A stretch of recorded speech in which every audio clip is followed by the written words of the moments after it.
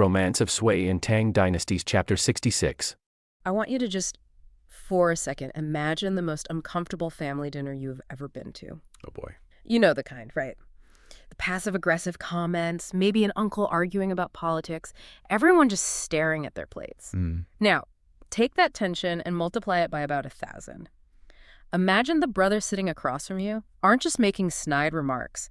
They are actively, literally plotting to murder you before dessert is served. And your father. Yeah. He's sitting right at the head of the table. He sees exactly what's happening, but he's wringing his hand, completely paralyzed. Yeah. He's the most powerful man in the room, maybe the world, but he can't stop his own kids from tearing each other apart. It sounds like the plot of a prestige HBO drama, doesn't it? Like Succession, but with swords and horses. Exactly.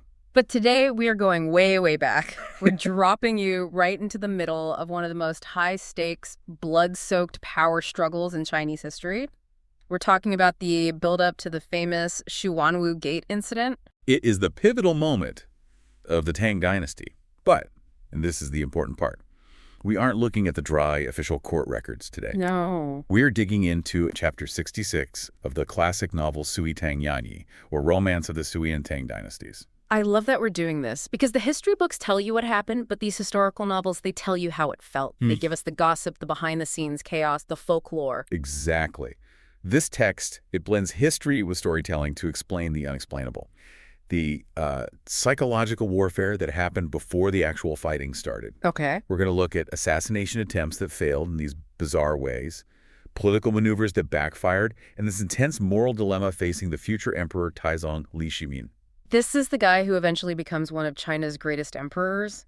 But in this story, he is cornered. He is being forced by his own advisors to make this terrible choice. Kill his own brothers or be killed himself. It is the ultimate kill or be killed scenario. So let's set the stage. The source material opens in this period of deceptive calm. There's been a death in the family. Princess Pingyang has passed away. So it's a funeral setting. Right. And, usually a funeral brings people together. But here, the brothers, Crown Prince Jiancheng and Prince Yuanji, they decide that this grief is actually a tactical opportunity. Wow. They see their rival, Li Shimin, who is also known as the Prince of Qin, and they decide to fake a reconciliation. It's that classic, let's put the past behind us speech. We're all family here. Let's stop the fighting. Precisely. They invite Shimin to a drinking party at the Puji Temple. And the setting is really important here. The text goes out of its way to describe it as a scene of joy and love. Okay. The weather's beautiful, flowers are blooming, the wine is flowing. On the surface, it looks like a happy reunion. But Shimin, this guy is a legendary military commander. He's a genius on the battlefield. Does he seriously not suspect that this is a trap? Well, that's the interesting contrast the novel sets up. The text describes Shimin here as magnanimous. He sort of projects his own values onto them. He wants to believe they're finally waking up and making peace. He thinks, okay, maybe the grief has changed them.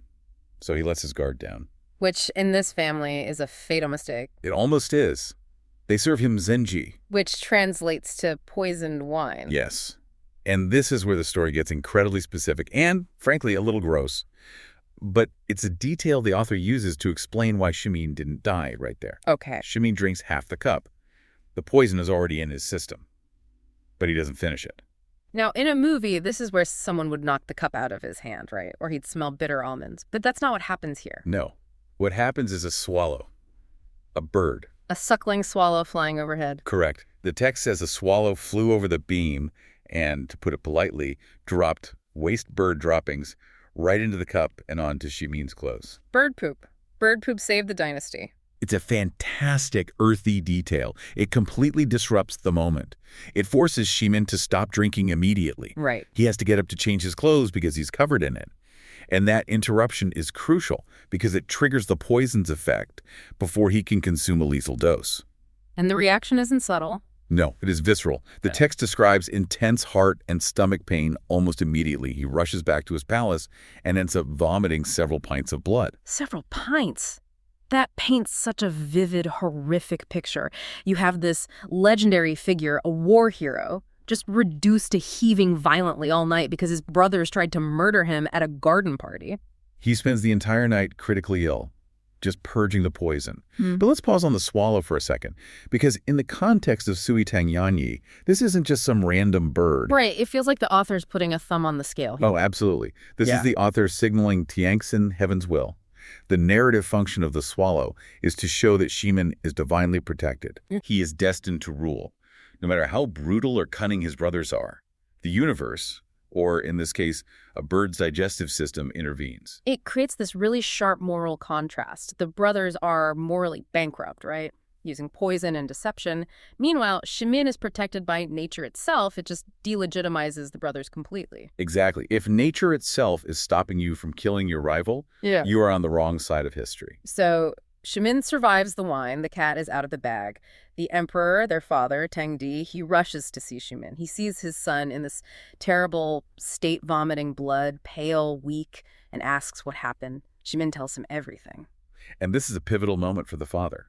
Emperor Tang Di is often portrayed as, indecisive in these later years, and here we see the depth of his despair. He realizes he has completely lost control. He actually admits it, doesn't he? It's surprisingly honest. It is tragic.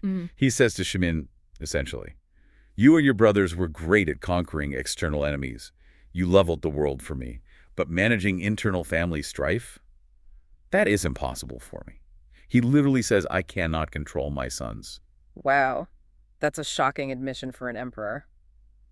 I can rule China, but I can't rule my dining table. Yeah. But he does come up with a solution. He tries to pull a fast one to save Ximin. The Luoyang plan. This is the emperor's grand exit strategy. Walk us through this, because on paper, it sounds like he's trying to split the country in half. He basically is. Yeah. The emperor proposes a separation. He wants to send Ximin to Luoyang, the eastern capital. The idea is to let Ximin rule the entire region east of the Shaanxi Pass. Okay. He tells Ximin, "You will have your own imperial banners, your own administration." He even cites a historical precedent, Prince Liang Xuanwu of the Han Dynasty. So saying, okay, you kids can't get along, so I'm splitting the inheritance early. Ximin, you take the east. Yancheng, you keep the west and the capital. It's like a divorce settlement for an empire. That's a perfect way to put it. And Ximin's staff, they are thrilled. They see this as the golden ticket. Oh, I bet. They can get out of Chang'an, get away from the assassins, and build their own power base where they're safe. They think they're escaping the fire pit. But the brothers, Yancheng and especially Yanji, they aren't dumb. They don't see this as a solution. They see it as a death sentence for themselves. Right. You might think, great, my rival is leaving town. But Yanji is actually very strategically sharp here. We shouldn't underestimate him just because he's the villain. He analyzes the threat instantly. So what's his argument against letting Ximin go? He tells the crown prince that Ximin is too capable. If Ximin goes to Luoyang, he's going to have land, he's going to have grain, and most importantly, he's going to have soldiers. He'll be untouchable. Ah, okay. Yonji argues that if Ximin is allowed to leave, he will eventually become powerful enough to come back and overthrow them. He uses a very graphic metaphor. We will be meat on the chopping block. That's fascinating.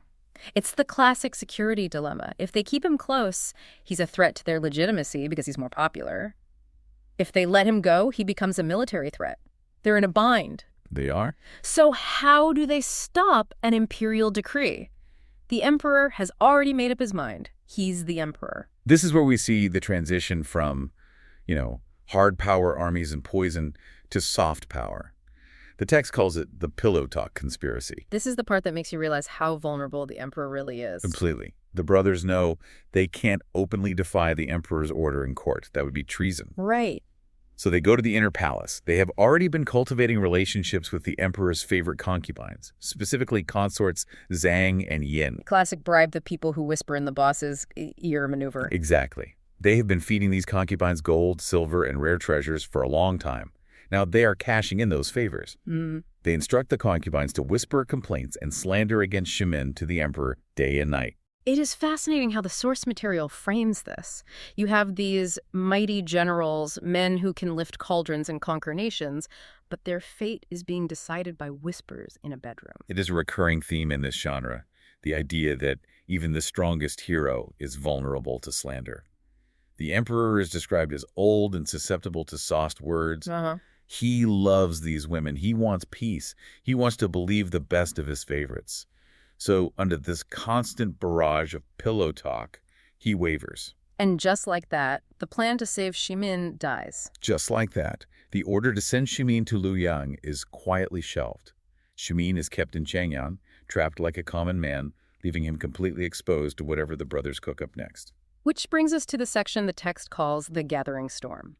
We fast forward to a hot summer day. The tension in the capital must be just thick enough to cut with a knife. Wow. Shimin is in his garden trying to admire some orchids, probably just trying to distract himself from the fact that he's trapped in a city that wants him dead. And that peace is shattered when his top advisors barge in. Du Ruhui and Xuanwu. These aren't low-level staffers. These are his brain trust. And they don't wait for pleasantries. They're practically shouting, "Do you know what is happening?" They bring intelligence reports, and I want to dig into this because this isn't just, we heard a rumor. They have hard numbers. Yes, this is specific intel. They lay out the evidence of a private army being assembled by the crown prince inside the city. They list specific recruitment drives. They mention 20 to 30 desperados recruited from the Chu region. Desperados is such a great word. These aren't regular soldiers. No, these are hitmen, mercenaries. Then they mention Governor Lu Shilang sending over 20 tall fellows and another batch of 30 or 40 men from outside the pass arriving just the previous night. It's a mobilization. And Shimin's advisor, Du Ruhui, makes a critical deduction here. He asks, why does the crown prince need these men? Exactly. The crown prince isn't fighting a war on the border. He doesn't control the imperial guards directly in this way. There's only one use for a bunch of unregistered tall fellows and desperados inside the capital walls. An assassination. A coup. It's an imminent decapitation strike. But my favorite part of the section isn't the official intelligence report. It is the man on the street story. General Cheng Ziji chimes in with this anecdote about his servant, Cheng Yuan, and it takes place in a noodle shop. I love this detail. It grounds the story so well. We move from the palace to a noodle shop. It shows that this conflict is spilling out into the streets. Paint the scene for us. Why does a noodle shop matter to the fate of the dynasty? So Cheng Yuan, the servant, is squeezed into a side room of a busy noodle shop. He's just trying to get lunch. But in the main seating area, there are these huge, muscular men eating. They are loud, arrogant, taking up all the space. Yeah. They're bragging about how generous the crown prince and Prince Yuanji are. One mentions how well the king treats them. So they're mercenaries, openly bragging about their paychecks from the crown prince while slurping noodles. Exactly. But then the tone shifts. A handler rushes into the shop. He tells men to stop eating immediately. He says the prince has started, or the prince has set off. He orders them to leave instantly. They don't even finish their noodles. They drop everything and rush out. This is a critical piece of human intelligence. It confirms that the violent move isn't weeks away. It is imminent. It is happening now. It really adds texture to the narrative. You can just imagine the servant shrinking back in his corner, terrified, listening to these giants talk about the men who want to kill his master. It brings home the danger in a way that a list of troop numbers just doesn't. And the advisors use this to hammer their point home to Shimin. They're telling him, look, the fire's already at the door. You cannot admire orchids while there are mercenaries abandoning their lunch to come kill you. But Shimin, he still hesitates. This is the part that drives me crazy reading it, and I think it's meant to be frustrating. He has the poison incident, the failed escape, the mercenaries in the noodle shop. Why is he still sitting on his hands? This is the core of the moral conflict in the text. Shimin is presented as a righteous Confucian hero. To act first to kill his brothers, it violates the deepest taboos of filial piety and brotherhood. Right. He argues that flesh and blood killing each other is a great evil. He says he wants to wait for them to strike first so he can claim the moral high ground. He wants to act with righteousness or yi. He wants to be the defender, not the aggressor. He wants his hands clean. He's thinking about his legacy, maybe. He's thinking about his soul. But his advisors, Yuchi Jingde, Xuanwu, the heavy hitters, they are not having it. They're pragmatic. Yeah. They frame it differently. They look at the past bribes the brothers offered. Right, let's list those, because it shows the brothers have been trying to dismantle Shimin's team for a while. Exactly. The brothers sent a cart of gold and silver to Yuchi Jingde. He refused it. They offered gold and silk to Duan Zhuan. They tried to manipulate army postings to get General Cheng Ziji transferred away to Kangzhou. So the advisors are saying, we have been loyal. We refused the gold. We stayed by your side when they tried to buy us off. Exactly. We put our necks on the line for you, Yeah. and now they deliver the ultimatum. And it is brutal. Yuchi Jingde says essentially, we're willing to die for you. That is our duty. But we are not willing to die for nothing. Dying for nothing. That is a powerful line. It is. They tell him, if you refuse to act, we are leaving. They threaten to roam the wilderness, basically to go into exile or become bandits, rather than stay and be slaughtered like sheep because their leader is too righteous to fight back. They're essentially quitting. It's a mutiny, boss. If you won't fight, we're out. It is a mutiny of loyalty, if that makes any sense. They're forcing him to lead. Xuanwu backs up Yuqi Jingde, saying, if he goes, I go too. Xumin realizes in that moment that his virtue isn't just risking his own life, it's betraying the people who have risked everything for him. That is the turning point. It is not the threat of death that moves him. It is the threat of abandonment by his friends. Precisely. He finally realizes that sometimes leadership means getting your hands dirty so your people don't get buried. He agrees to consult 2 other generals, Li Jing and Zhu Ji, but the decision is effectively made. The hesitation is over. Okay, let's shift scenes. So I want you to picture a scene for me. Okay. It feels less like a history book and a lot more like the spy thriller. A noir film, almost. Yeah, it's the middle of the night. We're in ancient China. The Tang Dynasty is still young, but it's already starting to fracture. Mm-hmm. And you have 2 men sneaking out of the gates of the capital, Chang'an. And these aren't just anybody. No. These are 2 of the most brilliant political minds of their entire generation, Xuanwu and Du Ruhui. Heavy hitters. These are names that normally command armies, Huge names, but not tonight. Not tonight. They've ditched their fancy robes for these rough disguises of traveling scholars. They're looking over their shoulders. They're terrified. They're running for their lives. It sets a very specific tone, doesn't it? It really does. And you're right. The atmosphere is just thick with paranoia. So let's set the stakes for everyone. Why are these VIPs sneaking around in the dark? What's the mission? The mission is survival. Pure and simple. The man they serve is the Prince of Qin, Li Shimin. The future Emperor Taizong. Maybe the greatest emperor in Chinese history. Maybe. But right now, he's locked in this death spiral with his brothers, the Crown Prince Jiansheng and Prince Yuanji. A fratricidal power. The brutal one. And the brothers are closing in. They're plotting to kill Li Shimin. And his advisors, these 2 men on the road, are sneaking out to find a strategy to stop the slaughter before it starts. That context changes everything. They're desperate.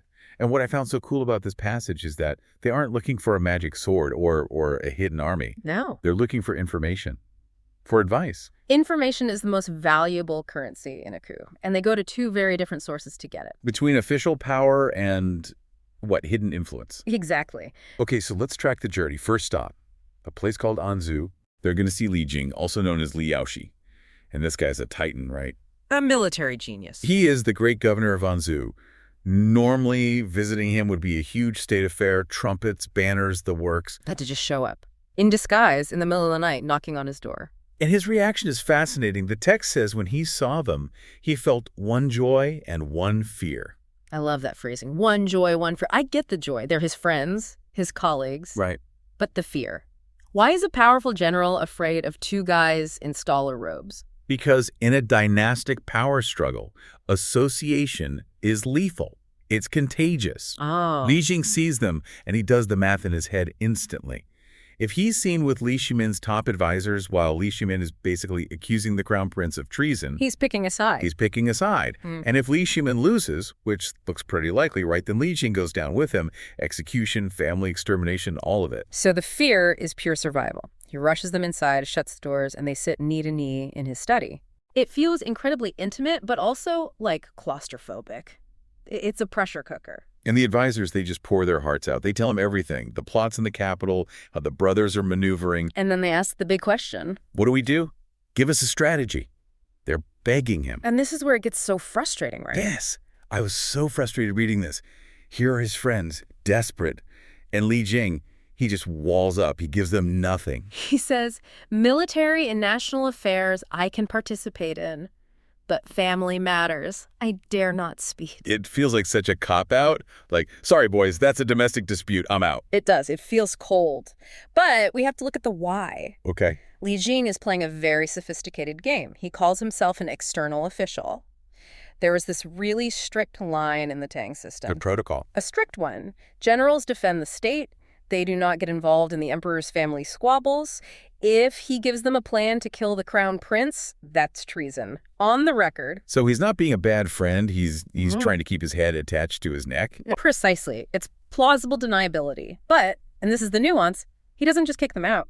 After he refuses, he drops a very subtle hint. What does he say? He says, the Prince of Qin has merit that covers the world. He is a hero. He can weigh the situation and act on his own. Why ask an outsider? Okay, let me decode that. He's saying, I can't tell you what to do. Right. But your boss, Li Shimin, he's a smart guy. He already knows what he needs to do. You nailed it.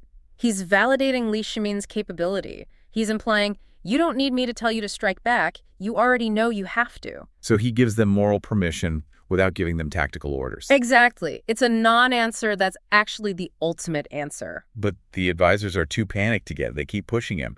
3 or 4 times, please, just give us a plan. And Li Jing just smiles and apologizes. He's a stone wall. The vibe gets so tense, they realize they have to go. They don't even stay for breakfast. Nope.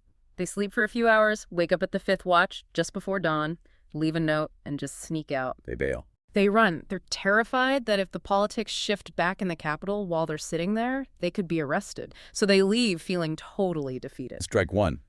So they get back on their horses, heads hanging low, and the universe just decides to pile on. Of course. They're writing, maybe 40 or 50 lines out, and the weather just turns on them. A classic literary device. The internal turmoil is matched by the external storm. And it's not just a drizzle.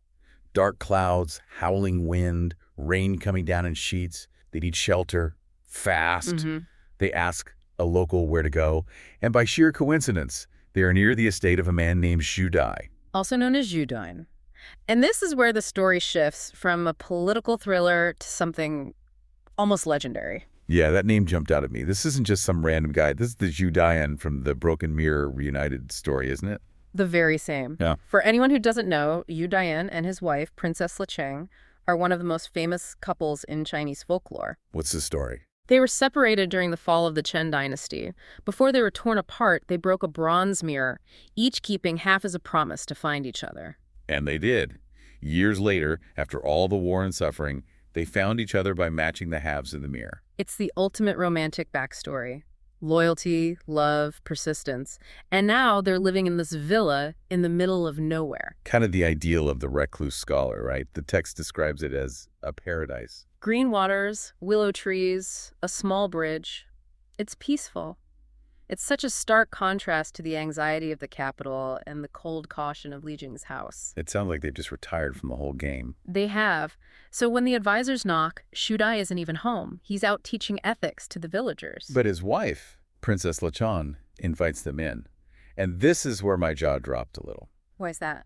Well, you're expecting a retired grandma in the woods, you know. But the description of her is so striking. She's sitting there surrounded by piles of books, with her makeup perfectly done, as if she's ready for court. That detail is so crucial. It tells you she hasn't let herself go intellectually or socially. She's still royal. She's still sharp. And she's surrounded by information. Those books tell you she's still learning. Oh, she is definitely sharp. So Du Rui, who's just stressed out of his mind, starts venting to her. He's probably soaking wet and frustrated, and he starts complaining about Li Jing. We went to your friend Li Jing for help, and he wouldn't say a word. Isn't that hateful? He's really bitter. He wants her to agree with him, right? Oh, that terrible man. But she doesn't. She defends Li Jing immediately. She says he understands the body of a minister. She validates that his silence was the correct, safe move. So she defends the silence, but then she does the complete opposite. Right. She starts spilling tea. And not just local gossip. This is high-level, classified intelligence. This is the twist. You go to the general for war plans, you get nothing. You go to the retired princess, and she hands you the enemy's entire playbook. How does she even know this stuff? She's living in a forest. It's the lesson on networks. Formal power versus informal influence. Okay. Li Jing has the formal power, but he's paralyzed by it. Princess Licheng has sisters inside the imperial harem, specifically Lady Guo and Lady Lu. The mothers of the other princes. Exactly. They're her eyes and ears. The concubine network was often faster and more efficient than the official couriers. Women spoke to women, and because they were often dismissed by the men, they heard everything. So what's the intel she gives him? She reveals the rival faction's specific strategy. She says the other consorts, Lady Zhang and Lady Yin, are systematically bribing the emperor's other wives with gold and silver. Buying influence to slander Li Shimin.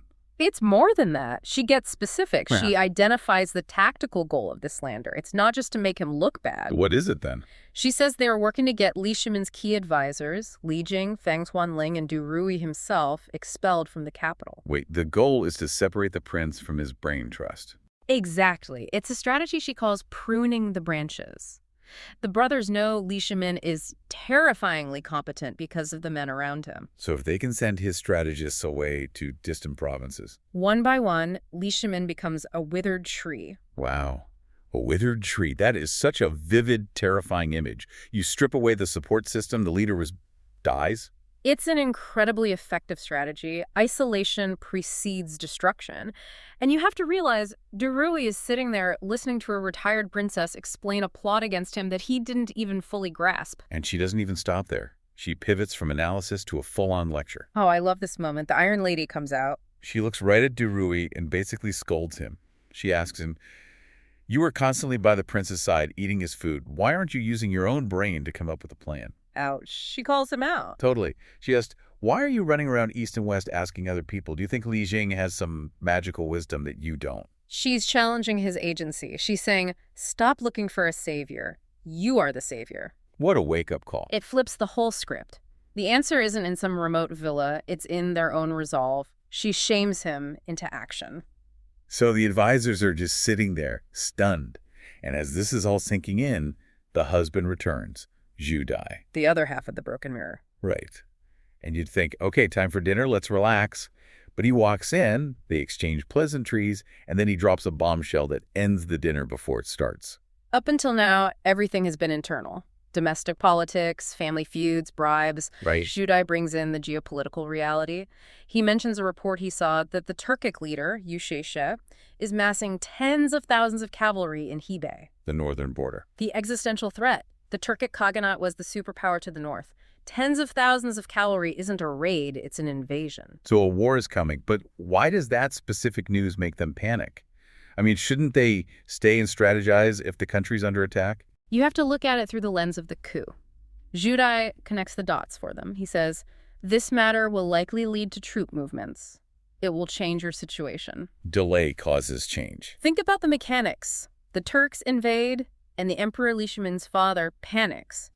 He needs to send an army. Okay. His other sons, Jiansheng and Yuanji, have been waiting for exactly this kind of chance. They can go to the emperor and say, "Father, let us lead the army to save the country." Oh, I see it. The emperor agrees. But to lead an army, they need troops. And who has the best troops? Li Shimin. Li Shimin. So the rivals will demand command of his elite battalions to go fight the Turks. It's a trap. The invasion is the perfect excuse to legally strip Li Shimin of his military power. They take his army under the guise of national defense, and once his army is gone, He's defenseless. He's the withered tree again, but without his sword. the external war becomes the mechanism for the internal purge. That is just devious. Yeah. And it explains why they run. The text says Xuanwu felt the urgency in his heart. They realized the clock just sped up. They realize the board is being reset. They can't be stuck in a villa 50 miles from the capital while the brothers are petitioning the emperor for the army. They have to get back to block that move. The rain stops, and they just bolt. No dinner. They get on their horses and they fly. The contrast is so striking, isn't it? They arrive at this peaceful villa thinking they'll get some wisdom, and they leave in a bigger panic than when they arrived. The quiet countryside held the loudest warning. It really flips the script on who knows what. It does. You have Li Jing, the active general, the man in the system, and he stays silent to protect himself. He's useless to them. Right. And then you have the retired couple, the people who are supposed to be out of the game. Yeah. And they provide the most accurate, high-level intelligence assessment of the entire situation. It challenges our assumptions about where power is. We think it's only in the capital and the throne room. But here, the clearest view of the chessboard comes from the people on the edge of it. They aren't blinded by the daily noise of the court. They can see the patterns. And that network Princess Lechong has. It's incredible. She's a survivor of a fallen dynasty. She shouldn't have any influence. Yet, the women in the harem trust her. Trust is a currency that doesn't devalue when you retire. Princess Lechong listens. And because she listens, she knows where the knives are being sharpened. Okay, let's shift scenes. We're in the capital, Chang'an. Who are the main players? The board is basically split in two. On one side, you have the crown prince, Jiansheng, and his younger brother, the prince of Qi, Yuanji. They have the official power. They have the legitimacy, they have the emperor's ear, and they've been systematically stripping Xuanwu of all of his power. And on the other side is Qin Wang, the war hero, the guy who actually went out and, conquered the territory for the dynasty. But he's the second son. Exactly. So he's legally second fiddle, and he is losing the political war badly. As we open this chapter, he's huddled with his inner circle. People like his brother-in-law, Xuanwu, the famous strategist Li Jing. Right. And the mood is grim. I mean, his advisors are terrified because the crown prince isn't just icing them out politically. They are actively plotting to kill Qin Wang. So his back is against the wall. His advisors are telling him, look, you have to strike first or we all die. But he's hesitating. He is. Why? Is it just fear? It's more than fear. I think it's moral paralysis. You have to remember the context here. Striking against your brothers and, by extension, defying your father, the emperor. That's a cosmic crime. It's unfilial. It's deeply unfilial. Yeah. So he's grappling with this immense weight. He doesn't know if he has the mandate of heaven to do this. Which leads to this incredible scene with a tortoise shell. This is one of those details that feels so specific to the era. It is. He calls in a man named Zhang Gongjin to perform a divination. To ask the spirits. Exactly. When logic fails, or the moral burden is too heavy, you turn to the supernatural. He basically wants to ask, should I launch this coup? And Zhang Dongjin's reaction here is just, it's fantastic. It's amazing. He doesn't light the incense, he doesn't chant, he grabs the shell and just smashes it on the floor. A shocking breach of protocol. Punk rock is what it is. It is, but his argument is purely rational. Zhang says divination is for resolving doubt. But here, the situation is not in doubt. Right. He asks Qin Wang, if the shell says bad omen, are you just going to sit here and let your brothers execute you? That's such a lucid moment. It just cuts through all the superstition. It does. If the only other option is we die, then the spirits don't really get a vote. Precisely. Zhang Gongjin says, when a decision is clear, there is no need for divination. This is the psychological pivot. This is the moment for the whole faction. They stop looking for permission. They stop looking for permission from the heavens and start looking at the logistics of an ambush. They shift from superstition to strategy. So the doubt is gone. Now they need a plan. And interestingly, even though they just smashed the divination tool, they immediately use heaven's will as a weapon. That's the paradox of power, isn't it? Yeah. You ignore the omens that stop you, and you weaponize the ones that help you. They get a report from the royal astronomer, Fu Yi, about the planet Venus. The text calls it Taibai. Yes, Taibai. The report says it appeared in the Qin sector of the sky during the daytime. And what does that mean? In the visual language of the Tang dynasty, Venus appearing in daylight is a huge deal. It's a sign of a change in the mandate. It implies a new ruler is rising to rival the current one. So the emperor gets this report, and he's spooked. He calls Qin Wang in, probably to ask, hey, what's going on? Are you planning to overthrow me? But Qin Wang just completely flips the script. It's a masterclass in manipulation. And it really is. He doesn't deny the star. He doesn't say, I'm not a threat. Instead, he pivots to a domestic crisis that forces the emperor to act. He makes two very specific accusations against his brothers. Right. First, he says they're plotting to kill him to avenge the warlords he defeated, men like Li Mi and Wang Shichong. He plays the victim. Which is smart, but the second accusation is the real the nuclear option. The second one is incestuous disorder. He tells his father, your other sons are sleeping with your concubines. I want to pause on that because it feels like a tabloid scandal, but strategically, why that specific accusation? Because it's an attack on the emperor's personal honor, his lineage. If the concubines are compromised, the emperor's potential heirs are compromised. It hits the emperor in his masculinity and his authority. He has to investigate. It forces a meeting. You can't just let that slide. Exactly. The emperor is shocked. He orders a trial, an interrogation, for the very next morning. He tells Qin Wang to be there, and he summons the brothers. But the palace is leaky. The text mentions Lady Zhang and Lady Yin, the very concubines who are accused. They find out immediately. And they panic. If this investigation happens, they're doomed. So they send word to the crown prince and Yuanji immediately. They tell them, Qin Wang has made his move. You need to be careful. Now, this is the part I don't get. If the brothers knew it was a trap, or at least that they were being accused, why go to the palace? Why not just hole up in their own fortresses with their armies? That is the million-dollar question. I think the text suggests arrogance mixed with a need for control. They decide they need to see the movement in the palace. They think they can handle it. They think they can intimidate the emperor or control the narrative if they're physically there. They bring their personal guard, but they assume the threat is political, a debate in the court. Not a literal assassination squad at the front door. Exactly. So they ride out.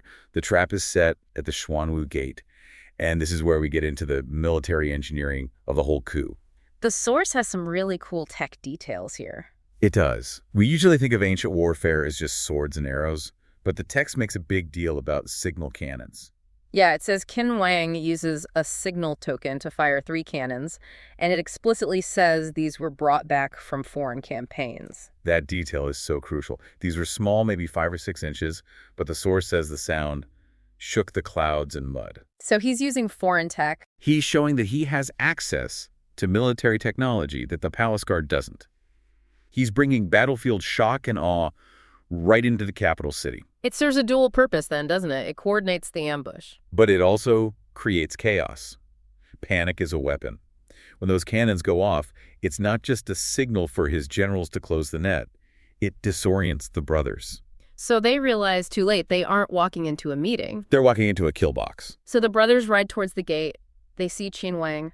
The crown prince, Qiancheng, reacts first. He draws his bow. He just snaps. He shoots 3 arrows at Qin Wang, and according to the text, he misses all 3. 3 shots, point blank. That seems unlikely. Is that history or is that the storyteller protecting the hero? It's definitely the mandate of heaven narrative. Yeah. The source wants us to believe Qin Wang is divinely protected. But, if we try to rationalize it, Jianqing is panicking. Adrenaline, shaking hands. He hears cannons that sound like thunder. He sees an ambush. His hands are shaking. Combat stress, real. It's fair. So Jianqing misses. Qin Wang does not. No. Qin Wang fires a single arrow, hits Jianqing right in the heart. He falls off his horse, dead instantly. 1 shot, 1 kill.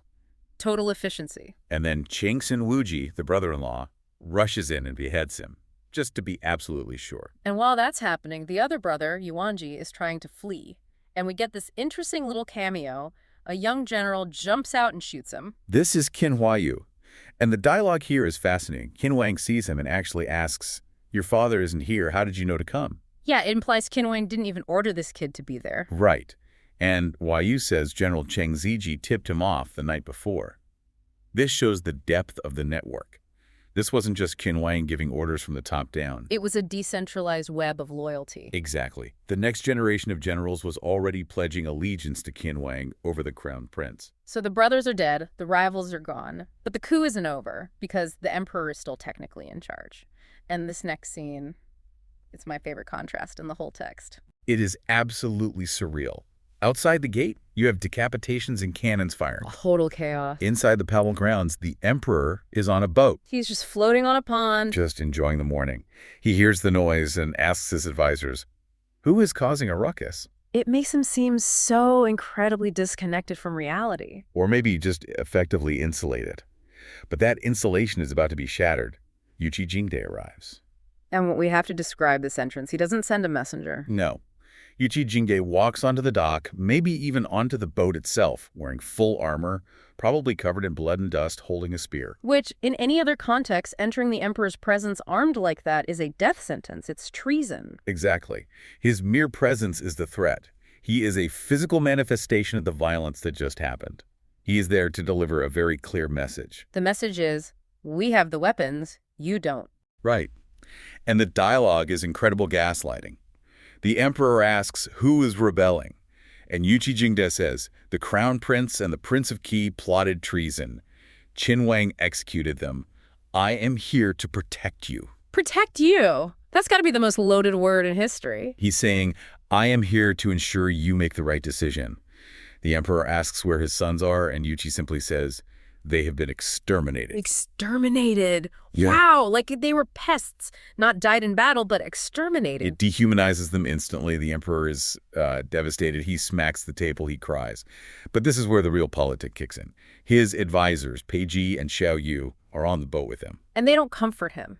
No, they immediately turn on the dead brothers. They basically say, look, those two are useless anyway. They had no merit. Qin Wang has all the credit. Just give them the state and everything will be fine. It's so brutal, but they're giving the emperor an out. They're correctly analyzing the situation. They are. They know Qin Wang controls the army. If the emperor tries to fight this, the dynasty falls into civil war. or the emperor himself has an accident. So they're telling him, validate the murder and you get to keep your title. And the emperor takes the deal.